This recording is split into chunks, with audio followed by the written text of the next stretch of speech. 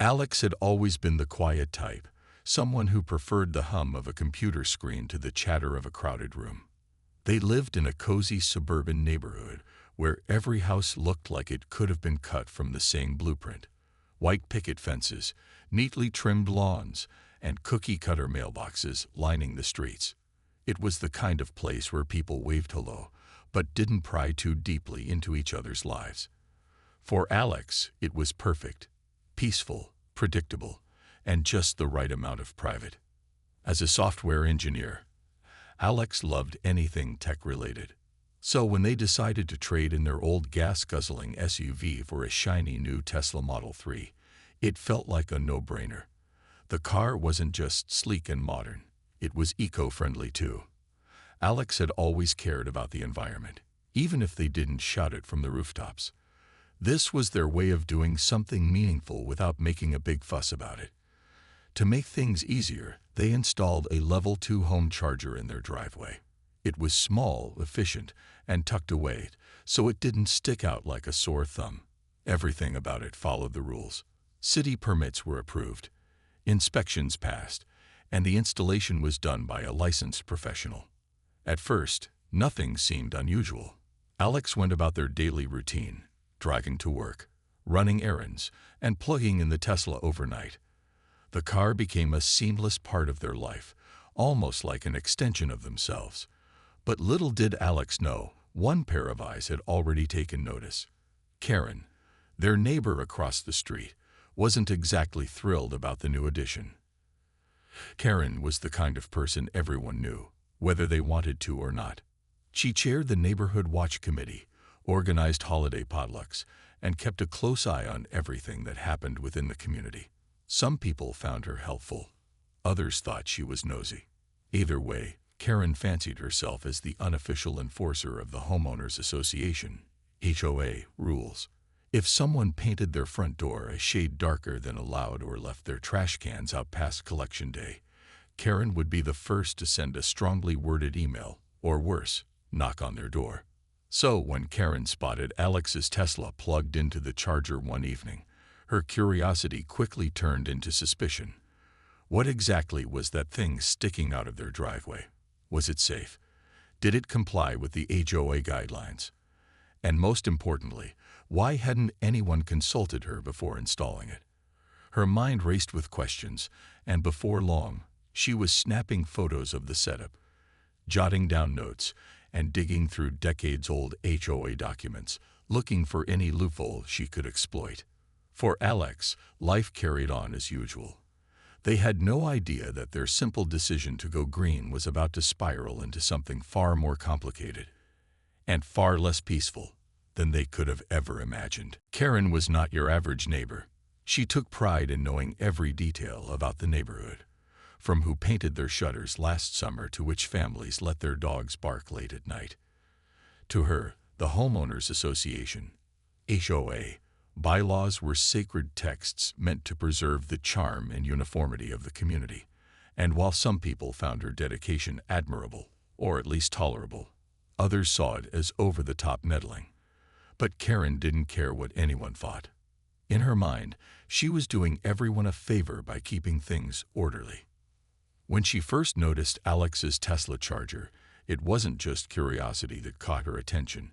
It was a mix of confusion and frustration. The sleek black car itself was striking enough, but the small charging station mounted on the side of Alex's garage seemed out of place. At least, that's how Karen saw it. To her, it looked like some kind of futuristic gadget invading the otherwise traditional aesthetic of the neighborhood. Her lips tightened into a thin line as she stared at it from across the street, arms crossed. Over the next few days, Karen became obsessed with figuring out whether the charger violated any HOA rules. She started documenting everything, taking photos of Alex's driveway from different angles, noting the times when the car was plugged in, and even timing how long it stayed there. She convinced herself that this wasn't just about appearances, it was about principle. If Alex could install something so blatantly modern without permission, what would stop others from doing the same? Before long, the entire neighborhood might look like a sci-fi movie set. One evening, Karen decided to pay Alex a visit. She marched up the driveway, her clipboard clutched tightly in one hand and a printed copy of the HOA bylaws tucked under her arm. When Alex opened the door, they were surprised to see Karen standing there, looking more determined than ever. "Hi, Alex," Karen began, her tone clipped but polite. "I couldn't help but notice that contraption you've installed in your driveway. Is that a Tesla charger?" Alex nodded, unsure where this conversation was headed. "Yeah, I got a Tesla recently. Thought it'd be better for the environment." Karen pursed her lips. "Well, I'm sure it's very innovative. But have you checked the HOA guidelines? There are strict rules about modifications to our properties, and I'm not sure this complies." Alex blinked, trying to process what Karen was saying. "It's just a charger. It doesn't change anything about the house or the yard. Plus, I got all the proper permits." Karen waved her clipboard dismissively. "Permits don't matter if it violates the covenants. This is about maintaining property values and keeping the neighborhood looking nice. We can't have random equipment sticking out everywhere." Alex tried to stay calm. "Look, I followed all the rules. I didn't think it would be an issue." But Karen wasn't listening. She had already made up her mind. As she walked back to her house, she muttered something under her breath about setting a bad example. Alex closed the door, feeling uneasy. They hadn't expected this kind of reaction and hoped it would blow over quickly. But deep down, they knew Karen wasn't the type to let things go easily. Little did Alex realize, Karen was only getting started. Over the next week, she drafted emails to the HOA board members, circulated petitions among the neighbors, and even called a special meeting to discuss the problem with Alex's charger. What had begun as a minor observation was rapidly turning into a full-blown crusade. And Karen was leading the charge. A few days after Karen's unexpected visit, Alex's life took a turn they hadn't anticipated. It started on a quiet Tuesday morning when the mail carrier dropped off an envelope with Alex's name neatly typed on the front. The return address indicated it was from the Homeowners Association, HOA. Alex frowned as they tore it open, wondering what it could possibly be about. Inside was a formal letter written in stiff, official language that made their stomachs sink. The letter accused Alex of violating a section of the HOA covenants related to unsightly equipment and alterations to property aesthetics. It demanded that the Tesla charger be removed within 30 days or face further consequences. Alex read the words twice, trying to make sense of them.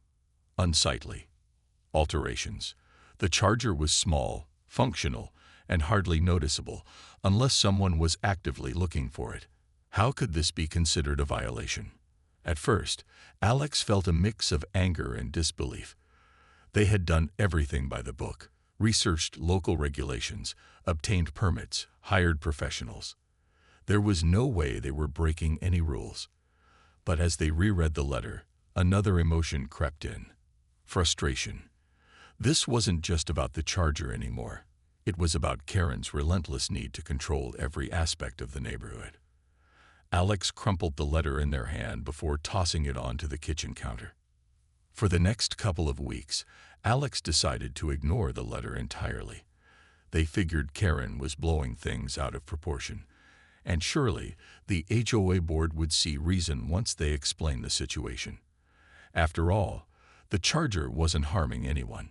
It was helping reduce carbon emissions and promoting sustainable living. Who wouldn't support that? But Karen wasn't about to let the issue slide. When she didn't hear back from Alex, she doubled down. She filed a formal complaint with the HOA board, complete with her collection of photos, notes, and even quotes from neighbors who agreed with her, though most of them only nodded along to avoid conflict. At the next HOA meeting, Karen stood up and passionately argued her case, painting Alex's charger as the beginning of the end for the neighborhood's pristine appearance. Her arguments gained traction. Some board members began nodding along, concerned about setting a precedent. If Alex could install a charger, what was stopping others from adding solar panels, wind turbines, or other modern eyesores? Karen seized on this fear, framing the issue as one of principle rather than personal vendetta. By the end of the meeting, the board voted unanimously to send Alex a second, more urgent letter. This time, it included a warning. Failure to comply would result in fines and potential legal action.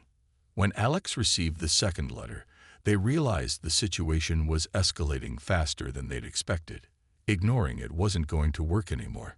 Still, they refused to give in to what felt like bullying.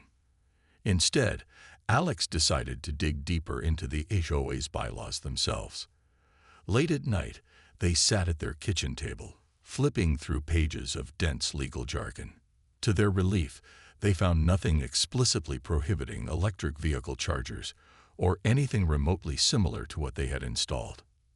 Feeling vindicated but wary, Alex drafted a polite response to the HOA, explaining their findings and reiterating that the charger complied with all applicable laws and regulations. They sent copies of their permits and inspection reports as proof. Then they waited, hoping this would put an end to the madness. Unbeknownst to Alex, however, Karen wasn't ready to back down. Fueled by her determination to protect the neighborhood, she began exploring other avenues to challenge the charger's existence. Her next move would take the dispute to a level neither Alex nor anyone else in the community could have predicted. The tension in the neighborhood began to crackle like static electricity. What had started as a private disagreement between Alex and Karen quickly spilled into the open, dividing the once close-knit community. Word spread faster than wildfire, fueled by whispers at the grocery store, hushed conversations over backyard fences, and heated debates on the neighborhood's online forum. The Tesla charger, a small, unassuming piece of equipment, had somehow become the center of everyone's attention. Karen wasted no time rallying support for her cause. She sent out a mass email to all the homeowners, attaching photos of Alex's driveway and highlighting what she called the growing threat to our property values. Her message was clear. If Alex got away with this, it would open the floodgates for unsightly modifications that could ruin the neighborhood's charm. Some residents nodded along, agreeing with her concerns about aesthetics and uniformity. Others grumbled but stayed silent, unwilling to challenge Karen's authority or risk becoming her next target. But not everyone sided with Karen. A small group of neighbors saw Alex's charger as a step forward rather than a problem. Sarah, a retired teacher who lived 2 doors down, admired Alex's commitment to sustainability. "It's 2023, she said during a casual chat with another neighbor. "We should be encouraging green technology, not punishing people for using it." Her sentiment resonated with others, including Mark, a young father who had recently installed solar panels on his roof. He knew firsthand how hard it could be to navigate HOA restrictions while trying to make eco-friendly choices. As opinions diverged, the atmosphere grew tense. HOA meetings, which were usually dull and predictable, turned into battlegrounds. At one particularly heated gathering, Karen stood up and delivered an impassioned speech about preserving the neighborhood's character. "This isn't just about a car charger," she insisted, her voice rising. "It's about setting boundaries so we don't end up looking like some chaotic mishmash of gadgets and gizmos." Alex, sitting quietly in the back, felt a mix of frustration and disbelief. They hadn't asked for any of this drama. They just wanted to charge their car without interference. When it was their turn to speak, they calmly explained their position, emphasizing that the charger was legal, safe, and environmentally responsible. But Karen interrupted repeatedly, questioning every point Alex made and turning the discussion into a shouting match. Outside of official meetings, the conflict seeped into everyday interactions. Neighbors who had once been friendly now exchanged awkward smiles or avoided eye contact altogether. Online forums became a hotbed of arguments, with posts dissecting every detail of the dispute. One thread titled, "Is the Tesla charger really that bad?" spiraled into a 50-comment debate, complete with accusations, name-calling, and even memes mocking both sides. Amid the chaos, Alex found themselves increasingly isolated. While some neighbors offered quiet words of support, many kept their distance, fearing they might get caught in the crossfire. Karen, meanwhile, thrived in the spotlight, relishing her role as the self-appointed defender of the community. She organized informal gatherings to discuss next steps and even drafted a petition demanding stricter enforcement of HOA rules. By the time she gathered signatures from nearly half the neighborhood, it was clear that this wasn't just a minor squabble. It was a full-blown feud. Despite the mounting pressure, Alex refused to back down. They believed in what they were doing and couldn't understand why something as simple as charging a car had become such a flashpoint. Still, the weight of the situation bore down on them. Nights were restless, filled with thoughts of how far Karen might go to win. Little did Alex know, Karen's determination was about to push the dispute into uncharted territory, one that would test not only their resolve, but also the strength of the entire neighborhood. Karen's relentless pursuit of her cause reached a boiling point when she decided to take the matter to court. Frustrated by the HOA board's inability to force Alex into removing the charger, she filed a lawsuit against them. The complaint alleged that the Tesla charger was not only an eyesore, but also a direct threat to her property value and violated the aesthetic guidelines of the neighborhood. To Karen, this was no longer just about enforcing rules. It was personal. She saw herself as the last line of defense for the community's integrity, and nothing would stop her from protecting it. When Alex received the summons, their hearts sank. This wasn't just a letter or a warning anymore. It was a full-blown legal battle. They knew they couldn't face this alone, so they hired a lawyer who specialized in property disputes and zoning laws. Their attorney, Rachel, was sharp, experienced, and had a reputation for taking on cases involving modern technology and outdated regulations.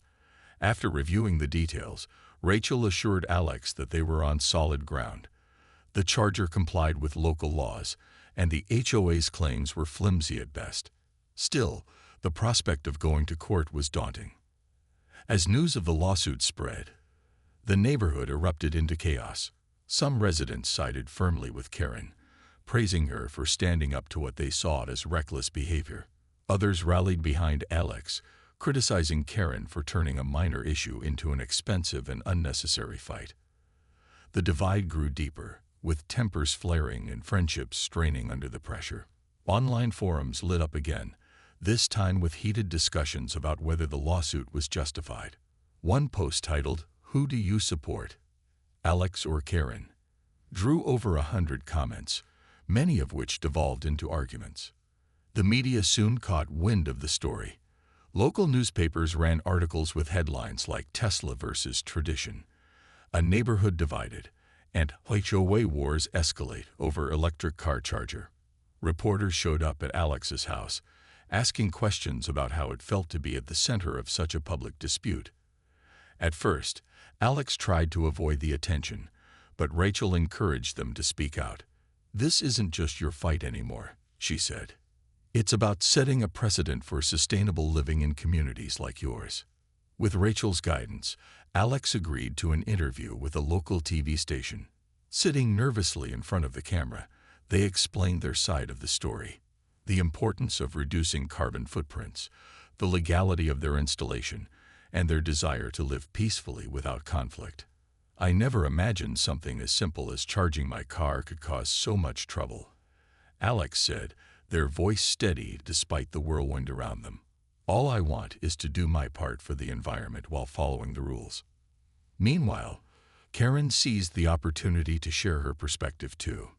In interviews, she framed herself as a protector of tradition and order, accusing Alex of disregarding the community's values for personal convenience. "This isn't about one person's car," she told a reporter. "It's about preserving the character of our neighborhood for future generations." As the trial date approached, both sides prepared their arguments. For Alex, the stakes felt impossibly high, not just financially, but emotionally. They had always been a private person, content to live quietly and mind their own business. Now their life was being dissected in public forums, and their choices questioned by strangers. Despite the stress, though, they remained resolute. This case wasn't just about a charger anymore. It was about proving that progress didn't have to come at the expense of community harmony. For Karen, the lawsuit represented her chance to make a statement. Win or lose, she believed she was fighting for something bigger than herself, a return to simpler times when neighborhoods looked uniform and predictable. But even as she doubled down on her crusade, cracks began to show in her support base. Some neighbors quietly admitted they admired Alex's courage, while others wondered if Karen's actions were more about control than preservation. The courtroom awaited, ready to decide whose vision of the future would prevail. As the trial date drew closer, Alex found themselves at the center of an unexpected wave of support. What had started as a lonely battle against Karen and her allies began to transform into something much bigger, a movement for change. Environmental activists, drawn to the story after media coverage went viral, organized rallies outside the courthouse. Signs with slogans like "Charge Green, Live Clean," and "Sustainability over Stubbornness" dotted the lawn, catching the attention of passersby and reporters alike. For Alex, it was overwhelming but heartening to see strangers standing up for their cause. Local politicians also joined the fray, using the case as a platform to highlight outdated zoning laws that hindered renewable energy adoption.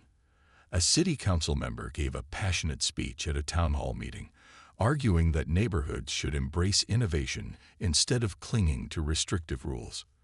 "This isn't just about one charger or one car," she said. "It's about creating communities that are ready for the future, communities where sustainability is celebrated, not punished." Even within the neighborhood, opinions began to shift. Some of Karen's former supporters started questioning her motives. Was this really about preserving property values, or was it more about personal animosity? One neighbor, Tom, admitted during a casual conversation that he'd signed Karen's petition without thinking too much about it. "But now," he said, scratching his head, "I'm not so sure. Alex isn't hurting anyone. If anything, they're setting an example we should all follow." Karen, however, remained steadfast in her mission. She attended every pre-trial hearing, armed with folders full of documents and a determined glare.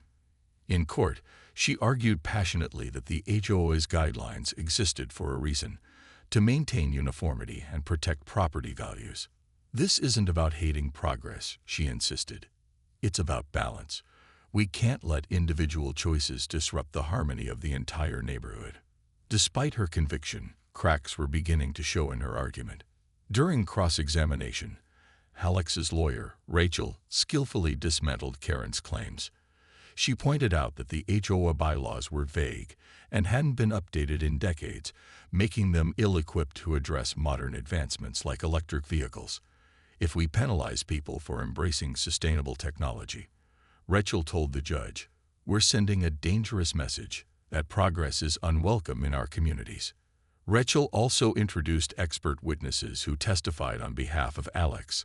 An environmental scientist explained how widespread adoption of electric vehicles could significantly reduce carbon emissions, while a real estate appraiser countered Karen's claim that the charger lowered property values. In fact, studies showed that homes equipped with EV chargers often sold faster and at higher prices due to growing demand. The turning point came when Sarah, the retired teacher from down the street, took the stand. Though initially hesitant to get involved, she decided to speak up after seeing the toll the lawsuit had taken on Alex. "I've lived here for 20 years, she said, her voice steady, "and I've never seen our neighborhood more divided. This isn't about aesthetics, it's about fear of change. But change is inevitable, and we need to learn to adapt." Her words resonated with many in the courtroom, including some of Karen's own supporters. By the end of the trial, even those who had once sided with her seemed uncertain. The atmosphere had shifted. What began as a clash between two neighbors had evolved into a broader conversation about priorities, progress, and community values. For Alex, the surge of support was both empowering and humbling. They realized that their fight wasn't just about defending themselves. It was about paving the way for others to make eco-friendly choices without fear of backlash. As the judge prepared to deliver the verdict, Alex felt a mix of hope and apprehension. No matter the outcome, One thing was clear. This case had sparked a dialogue that would continue long after the gavel fell. The courtroom was silent as the judge flipped through the final pages of notes, his expression unreadable. Alex sat at the plaintiff's table, hands clasped tightly together, trying to steady their breathing. Across the aisle, Karen leaned forward slightly, her eyes fixed on the judge with an intensity that bordered on desperation. The air felt heavy, charged with anticipation. After weeks of arguments, testimonies, and debates, the moment of truth had arrived. Finally, the judge cleared his throat and began to speak. His voice was calm but firm as he addressed the key points of the case. After careful consideration of the evidence presented, he said, "It is clear that the defendant, Alex, has acted in accordance with all applicable local laws and regulations. The installation of the Tesla charger does not violate any specific clause in the HOA bylaws, nor does it pose a credible threat to property values." Karen's face fell, her jaw tightening as she scribbled furiously on her notepad. But the judge wasn't finished. He went on to emphasize the importance of adapting community guidelines to reflect modern advancements. Communities must evolve alongside technology, he continued. Restrictive interpretations of outdated covenants cannot be used to stifle progress, especially when such progress aligns with broader societal goals like environmental sustainability. With those words, the verdict was delivered. Alex had won. The lawsuit was dismissed, and Karen was ordered to cover a portion of the legal fees incurred by Alex during the trial. As the gavel struck the bench, signaling the end of the proceedings, Alex exhaled deeply, feeling a mix of relief and disbelief. It was over, at least legally, but they knew the emotional scars would take longer to heal. Karen, meanwhile, stormed out of the courtroom without saying a word. Her cheeks were flushed, her lips pressed into a thin line. Outside, reporters swarmed around her, asking for comments, but she brushed past them, clutching her folder tightly against her chest. For someone who had always prided herself on being right, this loss was a bitter pill to swallow. She climbed into her car, slamming the door shut before speeding away. Back inside the courtroom, Alex was surrounded by well-wishers. Neighbors who had quietly supported them throughout the ordeal finally stepped forward to offer congratulations. Sarah gave Alex a warm hug, while Mark patted them on the back, saying, "You did good, Alex. Real good." Even some former skeptics nodded approvingly, acknowledging that the ruling made sense. That evening, news outlets buzzed with coverage of the landmark decision. Headlines proclaimed, "Tesla owner triumphs in legal battle against HOA," and court rules in favor of sustainability over tradition. Social media exploded with reactions, ranging from cheers for Alex to criticism of Karen's tactics. Environmental groups hailed the verdict as a victory for green energy advocates everywhere, while legal experts noted its potential to set a precedent for similar cases in other neighborhoods. For Alex, though, the win came with mixed emotions. On one hand, they felt vindicated, proven right, not just in court but in principle. On the other hand, the conflict had left deep rifts in the neighborhood. Trust had been broken, friendships strained, and the once peaceful community now carried an undercurrent of tension. Driving home that night, Alex glanced at the charger in their driveway. It stood exactly where it always had, small and unassuming, yet symbolizing so much more than convenience.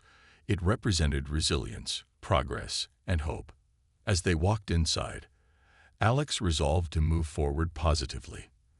They sent a brief email to the HOA board, thanking them for hearing the case and expressing their desire to rebuild trust within the community. Though they doubted Karen would ever soften her stance, Alex hoped others might see this as an opportunity to embrace change rather than fear it. After all, the future belonged to everyone, and maybe, just maybe, this ruling would inspire others to think twice before resisting progress. But even as Alex turned off the lights and headed to bed, they couldn't shake the thought that Karen wasn't done fighting. Her pride wouldn't let her admit defeat easily. Whatever happened next, Alex knew life in the neighborhood would never quite return to how it used to be. And perhaps in some ways, that wasn't such a bad thing. In the weeks following the trial, life in the neighborhood began to settle into a fragile new normal. The Tesla Charger remained firmly in place, now a symbol of both progress and perseverance rather than controversy. Alex continued their routine, plugging in the car each night without giving it a second thought. But while the legal battle was over, its ripple effects lingered, shaping relationships and attitudes in ways no one could have predicted. Karen kept mostly to herself after the verdict, retreating from her role as HOA enforcer. She stopped attending meetings and avoided casual chats with neighbors, perhaps sensing the shift in public opinion. Some speculated that she felt embarrassed or defeated, though others believed she was simply biding her time, waiting for another issue to champion. Her absence left a void in the community, a mix of relief and unease, as if everyone was holding their breath, wondering what might come next. For Alex, the aftermath was a lesson in resilience. They received messages of support from strangers across the country who had followed the case, praising them for standing up to outdated rules and inspiring others to do the same. One email stood out. A young woman wrote about how the story encouraged her to install solar panels on her own home, despite initial resistance from her HOA. Reading those words reminded Alex why they had fought so hard. It wasn't just about winning. It was about making a difference. The neighborhood itself slowly began to heal, though scars remained. Conversations at block parties and coffee mornings were polite but cautious, with many residents avoiding divisive topics altogether. However, there were glimmers of hope. Mark, the father with solar panels, organized a Green Living Day, inviting local experts to speak about sustainable practices like composting, energy-efficient appliances, and electric vehicles. To everyone's surprise, including his own, the event drew a large crowd, including some of Karen's former allies. Even Sarah joked, "Who knew we'd turn this place into a hub for eco-warriors?" Despite these positive steps, not everyone was ready to embrace change. A few neighbors still muttered under their breath about the charger, and tension occasionally flared during HOA discussions. But overall, the atmosphere softened. People started to realize that progress didn't have to mean chaos. It could coexist with tradition if approached thoughtfully. As for Karen, her influence waned, but she didn't disappear entirely. Rumors swirled that she was drafting amendments to the HOA bylaws, attempting to close loopholes that might allow future installations like Alex's. While some rolled their eyes at her persistence, others acknowledged her dedication, even if they disagreed with her methods. In a strange way, her efforts pushed the board to modernize the guidelines, ensuring they reflected current realities rather than clinging to the past.